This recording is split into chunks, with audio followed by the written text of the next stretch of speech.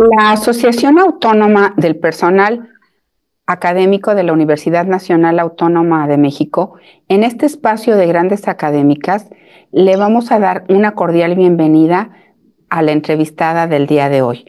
Es la doctora Elena Centeno García. Doctora, le agradecemos mucho su tiempo y su presencia para compartir este espacio con nuestras distinguidas académicas. No, muchas gracias a ustedes. Gracias a la PAUNAM por esta iniciativa. Es muy importante. A nombre de la química Berta Rodríguez Amano, secretaria general de la PAUNAM, y el mío propio, su servidora, la maestra Sonia Pardo, secretaria de Acción Social y Equidad de Género, tendremos hoy la oportunidad de leer brevemente una semblanza de la doctora Elena Centeno García. La doctora Centeno García es originaria de Puebla. Fue la primera mujer en titularse de ingeniera topógrafa en la Universidad de Puebla. Después hizo un doctorado en filosofía o geología de la Universidad de Arizona.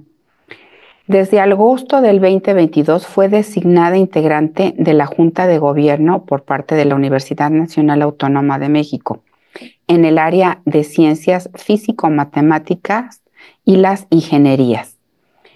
En 1993, la doctora Elena Centeno ingresó a la Estación Regional Noreste en el Instituto de Geología en el marco del programa de repatriación de CONACYT, donde incorporó diferentes líneas de investigación.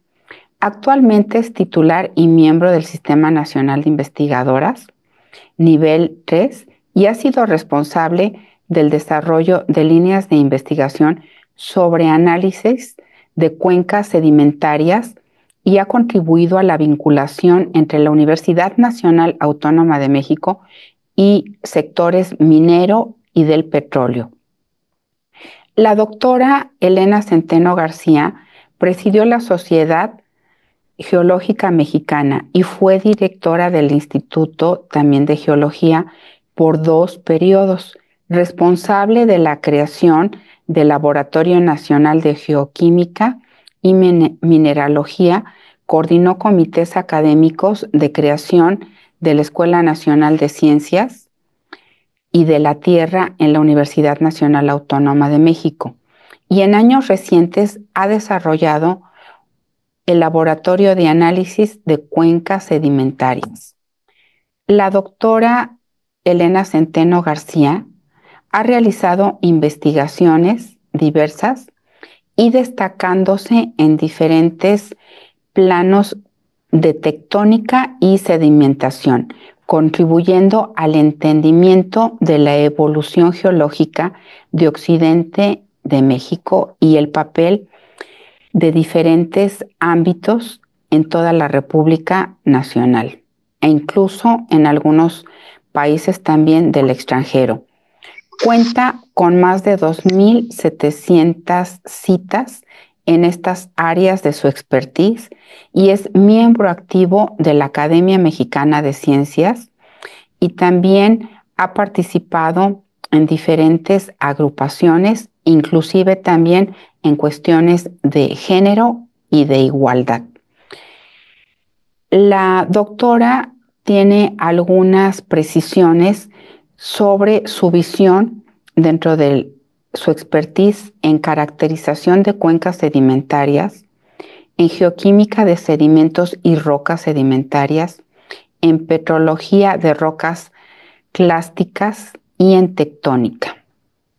Tenemos mucha más información, pero nos interesaría preguntarle a la doctora Elena Centeno, cuando usted imaginaba en su infancia dedicarse a alguna actividad profesional a futuro, ¿cuáles eran sus hobbies y sus pasatiempos? Si nos lo pudiera compartir, doctora Centeno.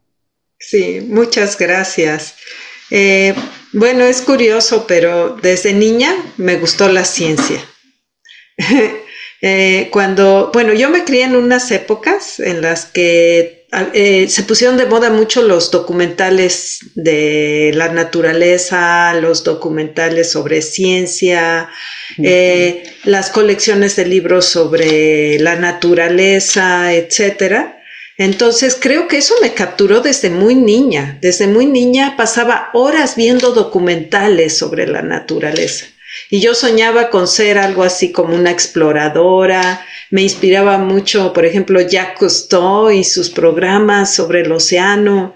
Entonces creo que desde muy niña tuve esa inclinación por la influencia que había en la época, que siento que desafortunadamente ahora como que ha pasado de moda, ¿no? Son modas, y un tiempo la cuestión esta de entender el planeta y la exploración y documentales científicos, pues era como que lo que llamaba la atención, ¿no? Y ahora últimamente pues ya no vemos esa tendencia, ¿no? A que veamos la ciencia como algo que nos enseña, pero que a la vez nos entretiene. Entonces, tengo que admitir que desde muy niña empecé a jugar a que era científica, perdón, pero yo sí, desde muy pequeña. ¿Tenía alineada también la parte académica? Bueno, la parte académica sí y no. Un poco sí, porque soy tercera generación de académicos. Mi abuela fue maestra de primaria y mi padre estudió medicina, mi madre contaduría, y ambos dieron clases, trabajaban profesionalmente pero daban clases, y desde muy joven les ayudaba a preparar sus materiales. En ese entonces no había las computadoras ni había el PowerPoint, entonces la preparación de diapositivas se hacía a mano y se hacían acetatos, en fin. Entonces yo creo que desde muy chica estuve expuesta a la academia gracias a mis padres, que también ellos estuvieron de alguna forma ligados a la academia. Y desde niña me gustó mucho la educación. No sé, me atraía muchísimo lo poquito que sabía, poder enseñarlo. Creo que pues más o menos como cuando estaría iniciando la prepa, ya daba yo clases de regularización a niños de secundaria en las vacaciones.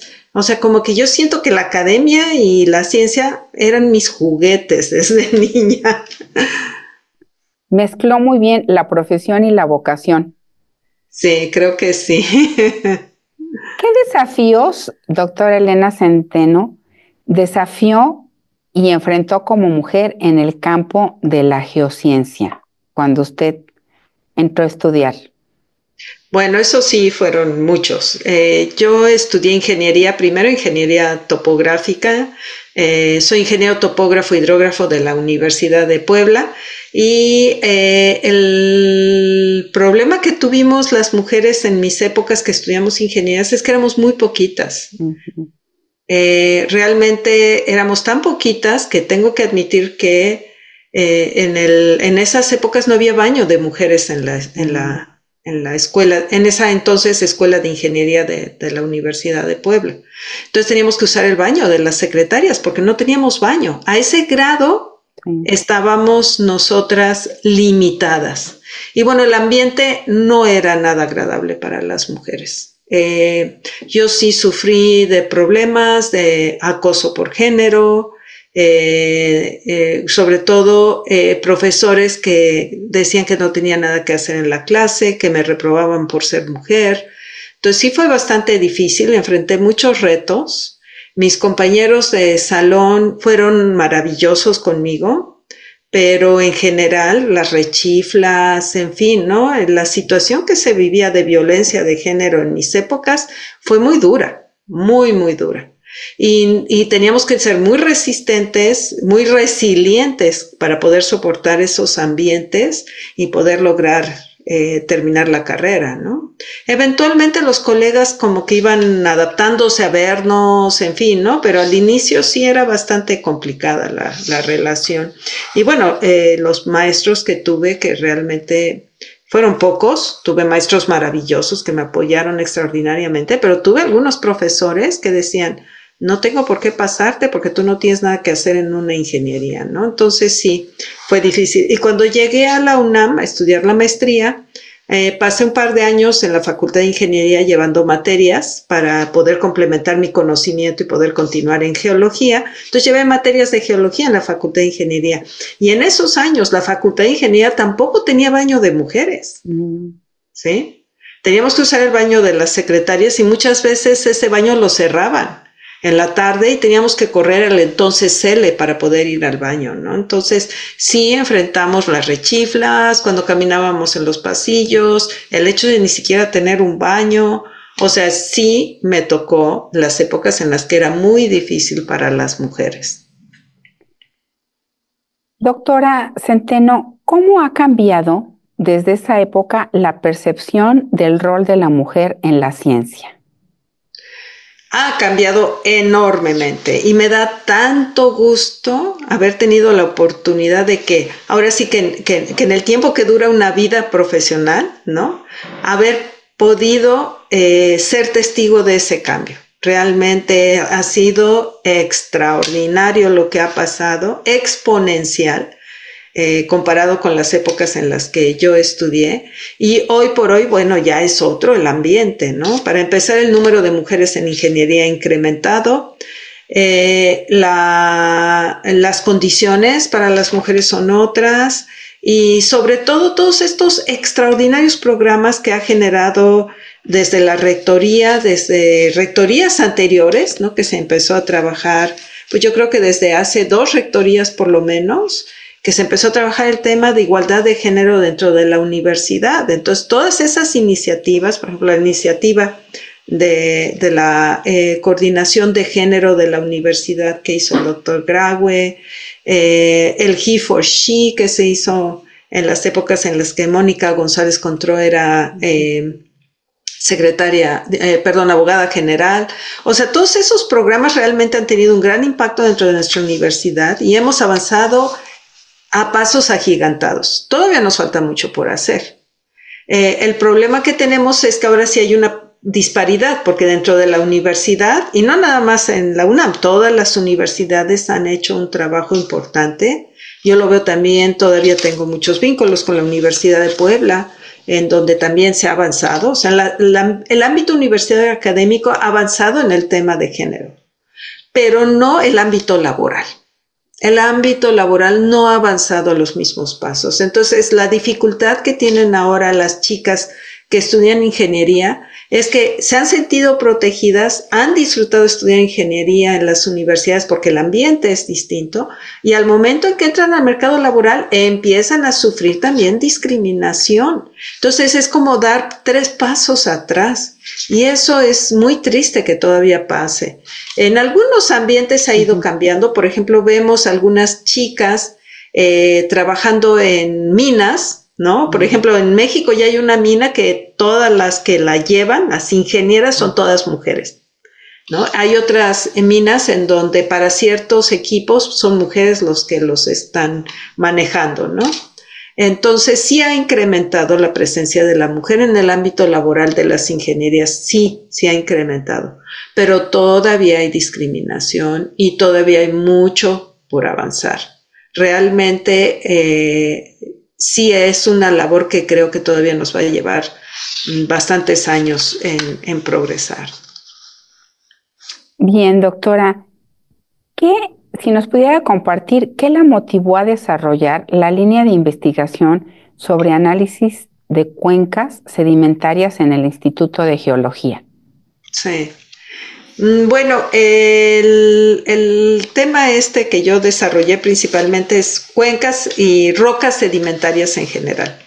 Tiene que ver con que la oportunidad que tuve de hacer el doctorado en la Universidad de Arizona, afortunadamente tuve un asesor que es un personaje muy importante en el ámbito de las ciencias de la Tierra, en el ámbito de la geología. Y realmente él fue el que me guió hacia, pues si quieres realmente entender cómo era la geografía en el pasado, cómo reconstruir la evolución del planeta y la evolución de México, necesitas entender, las rocas sedimentarias son esas, es como esa capa que cubre la Tierra, ¿no? Y es realmente el libro que tiene una gran cantidad de información sobre cómo fue el clima en el pasado, como qué tipo contiene los fósiles, entonces qué tipo de animales existieron, si era mar o si era un área expuesta, en fin, las rocas sedimentarias tienen un registro muy importante para entender cómo ha ido cambiando la geografía en el pasado. Entonces, por eso fue que me interesé en las cuencas sedimentarias, porque realmente a mí lo que me gusta es todo esto de las reconstrucciones globales y cómo se han movido los continentes en el pasado y México donde estaba en esos tiempos en el pasado. Entonces, como que me fui inclinando más hacia esos temas y por eso fue que estudié en particular las cuencas sedimentarias. Y bueno, lo que he encontrado es que tanto lo que hice en el doctorado como algunas de mis investigaciones, pues han tenido ciertas aplicaciones, sobre todo para capacitar alumnos que luego a su vez se han incorporado mucho en el ámbito petrolero, ¿no? La mayoría de mis alumnos que yo he graduado y que han hecho su tesis conmigo están trabajando en Pemex o en el IMP o en la Comisión Nacional de Hidrocarburos. Entonces realmente tienen como esa tendencia, ¿no? A que yo lo que enseño es más útil en el ámbito petrolero. Doctora Centeno, ¿cómo fue su incursión, en la creación de líneas de investigación de geología forense? Ah, sí. Bueno, el tema de la geología forense es un tema, bueno, es triste hablar de él, pero es un tema muy necesario en México, ¿no? Todos los estudios forenses son fundamentales y realmente fue porque en el Instituto de Geología, mientras yo fui directora, se dieron ciertos sucesos los cuales era necesario hacer estudios de rocas y nos buscaron en el Instituto de Geología para ver si teníamos algún experto y realmente muy poco se ha hecho desde el punto de vista académico. Inclusive no hay geólogos que hayan realmente estudiado, por ejemplo, hayan hecho una maestría o un doctorado en el extranjero en ciencias forenses y que hayan regresado a México a trabajar el tema. Entonces fue más como una respuesta a una necesidad del país y a una necesidad social, que es muy triste, pero que hay ahí un nicho de oportunidad, ¿no? Entonces, bajo esas circunstancias, pues empecé a trabajar con otros colegas del Instituto de Geología. Somos un equipo, no soy la única que lo ha hecho. Somos un equipo y hemos empezado a hacer algunos trabajos, algunas investigaciones, en fin, determinar algunas capacitaciones también para ministerios públicos, para personas que se dedican al tema de peritajes. Y esto es por la necesidad que hay en el país, ¿no? Es realmente como una respuesta. Y bueno, lo que hemos estado haciendo últimamente es realmente ver cuáles son los procedimientos y poder crear manuales para que podamos capacitar a personas que realmente tienen una licenciatura en ciencias forenses. Y claro, estamos en comunicación, en colaboración directa con la nueva Escuela de Ciencias Forenses de la UNAM y es con quienes más colaboramos, ¿no? Doctora, ¿y la geología moderna requiere de aspectos tecnológicos o de otro tipo de situaciones que antes no se consideraban como una prioridad? Sí, claro. Como igual que todas las ciencias, la geología ha crecido mucho hacia las partes del modelado, o sea, utilizar cómputo y software para modelado, pero tal vez de las áreas en las que más peso específico tiene, sobre todo porque somos geología. Hay todo un instituto de geofísica que atiende la parte física de los procesos y los fenómenos terrestres. Entonces, nosotros no incursionamos tanto en esa parte de la física, pero hemos incursionado muchísimo en la parte de la química. Por eso también en el Instituto de Geología decidimos que era importante crear el Laboratorio Nacional de Geoquímica y Mineralogía para poder ofrecer servicios y ofrecer análisis químicos de materiales terrestres de diferentes cosas. Analizamos agua, analizamos suelo, sedimento, roca, ¿no? Hacemos todo tipo de análisis que se pueden hacer pues para cualquier persona, ¿no? Los hacemos también como servicio, pero sobre todo para la investigación, porque en el área de la química es donde más ha avanzado la geología, donde más ha profundizado y donde más ha avanzado también el Instituto de Geología últimamente, ¿no? Entonces sí, requerimos espectrómetros de masas, grandes equipos, ¿no? Que por cierto son muy costosos y luego es medio complicado conseguirlos y conseguir el mantenimiento, ¿no? Siempre ese es el punto en donde, el punto flaco de todo científico es los recursos para poder mantener actualizados sus laboratorios, sus equipos, ¿no? Y poder realmente hacer investigación de frontera. Pero yo creo que esa es la parte en la que más ha avanzado, en particular el Instituto de Geología, y bueno, en otros lugares también, pues hay mucho desarrollo de la parte química, ¿no? Química aplicada. Doctora Centeno, las mujeres docentes en el área de geología y de ingeniería, ¿qué oportunidades tienen de desarrollarse? Como docentes, como académicas, Sí. pues yo creo que, como lo platicábamos hace un momento, el ambiente académico es el ambiente más amable para las mujeres en estos momentos, ¿no? De trabajo, pero sí hay mucha necesidad de que nos formemos, hombres y mujeres, en el área de ciencias de la Tierra, ¿no? O sea, yo creo que sí hay muchas oportunidades. Si ve geología como tal, como área del conocimiento, no es un área tan, vamos a decir, tan conocida, tan... ¿cuántos jóvenes que pudiera platicar con ellos que están en el CSH o en la Nacional Preparatoria le han dicho yo quiero ser geólogo, ¿no?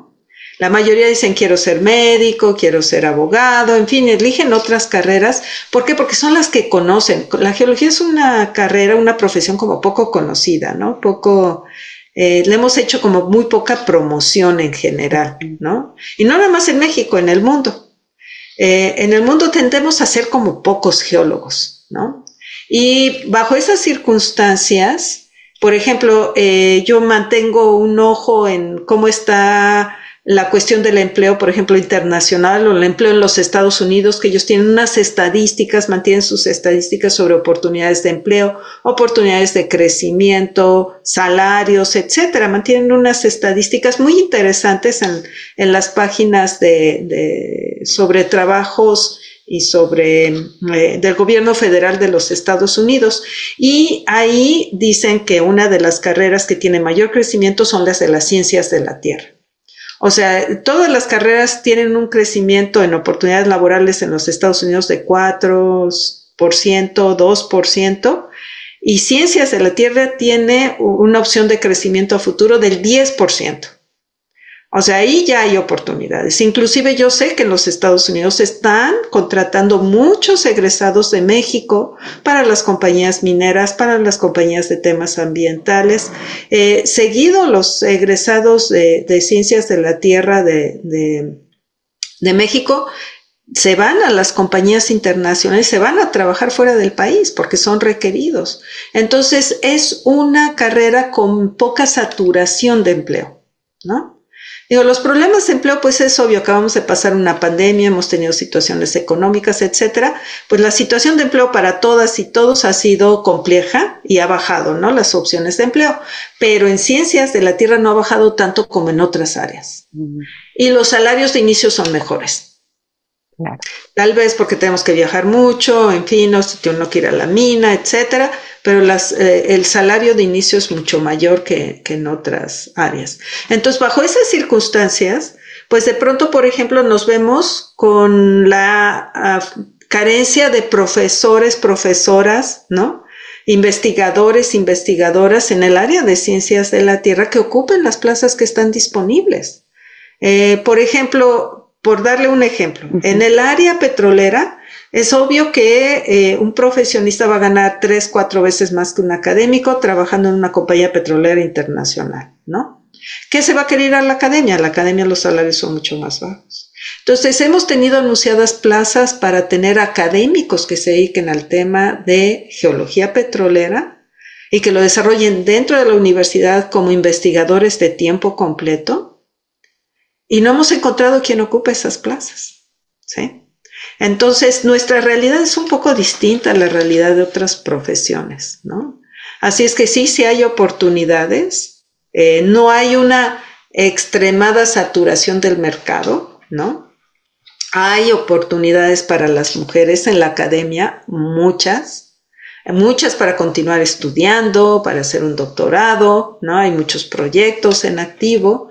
Y bueno, la misma universidad ha crecido en entidades que se dedican a las ciencias de la Tierra. O sea, ahorita hay la licenciatura en ciencias de la Tierra está en la ENES Morelia, está en la ENES Juriquilla, está en la ENES Mérida, y eso representa oportunidades también como profesionistas para ser docentes.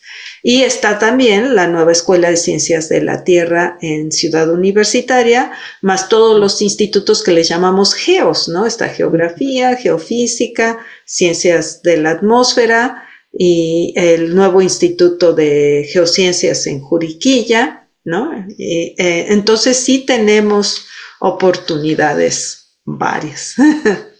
Excelente, excelente para nuestro distinguido auditorio. Doctora, usted nos podría, con los cargos que ha ocupado del liderazgo, ¿qué se podría hacer para tener una mejor equidad de género entre académicos y estudiantes? Esa es una muy buena pregunta. Yo creo que, y es mi opinión muy personal, pero creo que no soy la única, y creo que la compartimos muchas personas, que las iniciativas que se han tomado para buscar esta igualdad han sido extraordinarias, ¿no? Ya lo platicamos. Eso no cabe duda que han sido muy atinadas, ¿no? Pero yo siento que la atención se ha centrado mucho en las mujeres. O sea que hablamos de romper el techo de cristal, barreras de inclusión, cómo empoderar a las mujeres, ¿no? Entonces está como muy centrado en las mujeres, cuando realmente el problema no es de las mujeres. O sea, nosotras estamos listas para trabajar, para hacer, para dar, ¿no? Para aportar a esta sociedad.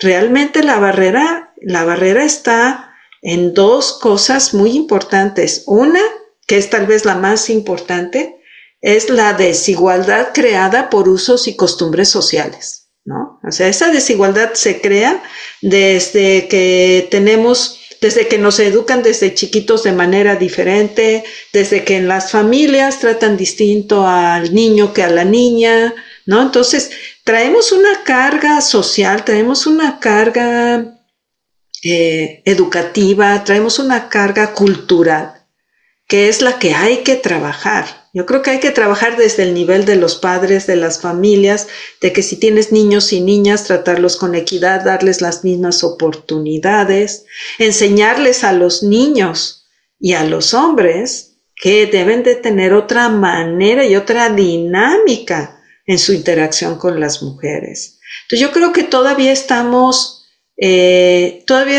apenas empezando a hacer el trabajo de lo que le llaman también las nuevas masculinidades, ¿no?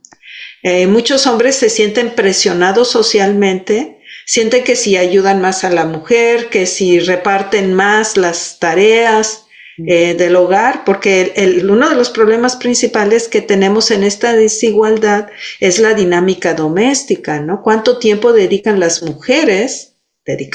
mujeres a las tareas del hogar y cuánto tiempo dedicamos a la parte laboral? Si nos pudieran liberar de una parte de esta carga, ¿no? Es muy distinto lo que podríamos hacer. Entonces la distribución de las tareas del hogar es otra cosa fundamental que se tiene que trabajar. Pero hay muchos hombres que les da miedo estar ayudando a las mujeres porque ¿qué van a pensar de él? Van a decir que no es hombre, que ya está cuidando al niño, que entonces sus amigos, su familia, ¿qué va a pensar de él? Y yo creo que aquí a mí me encanta, que lo he visto muy pocas veces, cuando se habla de equidad de género, cuando se habla de las mujeres, y en el presidium de esa plática hay solo hombres. A ver, hombres, hablen sobre las mujeres, porque son los que realmente tienen que hacerlo. sea, nosotras creo que ya no estamos bastante empoderadas, ya vamos, todavía hay que hacer algo de trabajo, ¿no? Pero creo que nosotras ya estamos listas, nada más necesitamos que la otra parte nos apoye y nos ayude cambiando de actitud, ¿no? Entonces yo creo que por ahí va. Y creo que igual en la academia, la única manera de realmente dar otro paso, el siguiente paso, es esto de cambiar la actitud de los hombres, es trabajar con los hombres, con los jóvenes, con los niños, trabajar más y trabajar más en conjunto, en colectivo, tampoco en separado, ¿no? O sea, es trabajar más en esta colectividad, pero con un peso específico mayor hacia el trabajo con los hombres. Doctora, si nos pudiera compartir, ¿qué ha sido la UNAM para usted? La UNAM ha sido mi vida. Podemos decir que ha sido mi vida. Bueno, junto con mi familia, claro, y todos los queridos y queridas que me rodean, ¿no?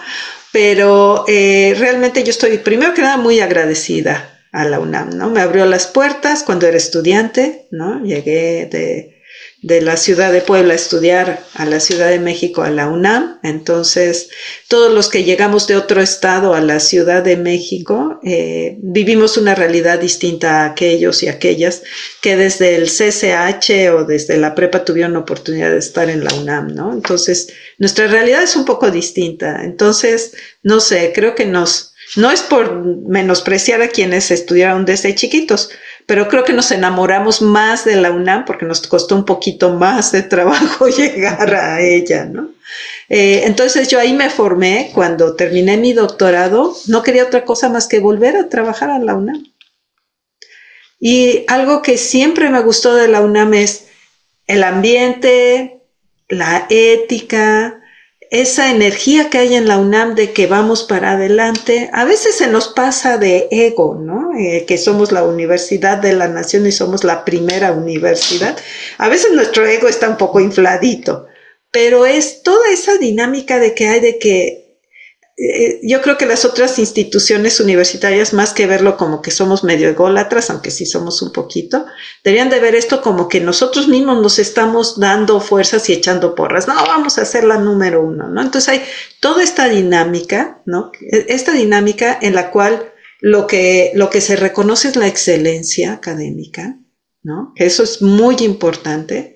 En la UNAM yo jamás me he sentido discriminada desde el punto de vista laboral, ¿no? Ni tampoco en cuanto a las comisiones y los órganos que nos evalúan en la evaluación. He sentido que mis evaluaciones han sido justas. Y la justicia, la ética, la igualdad son cosas que se agradecen. Entonces yo he podido desarrollar mi carrera académica porque he sentido que si trabajo duro, ahí está. Y si no trabajo duro, viene el jalón de orejas. O sea, ha sido realmente la UNAM equitativa conmigo, como persona, como individuo. Y eso es lo que agradezco. Y por eso es que he sido feliz desarrollándome en la UNAM. He tenido oportunidades para trabajar en otros lugares y nunca quise dejar la UNAM, la verdad, porque siento que podemos dar mucho y que cuando damos tenemos lo justo, ¿no? Y que realmente es como un grupo de personas que están comprometidas con México, con la sociedad y con los jóvenes. Eso, pertenecer a este grupo es algo maravilloso. Doctora, pues le agradecemos muchísimo a nombre de la química Berta Rodríguez Sámano, secretaria general de la PAUNAM, y el mío propio, la maestra Sonia Pardo, secretaria de Acción Social y Equidad de Género, y le agradecemos a nuestro distinguido auditorio que siempre nos acompaña en este espacio de las grandes académicas, como lo es el caso de hoy de la doctora Elena Centeno García. Doctora, de nuevo, muchas gracias y tenga usted excelente día, igual que nuestro auditorio. Muchas gracias por haberme invitado. Realmente agradezco tanto a la química Sámano como Sonia por haberme conducido esta entrevista. Y pues estamos en contacto, a sus órdenes cuando necesiten. Gracias.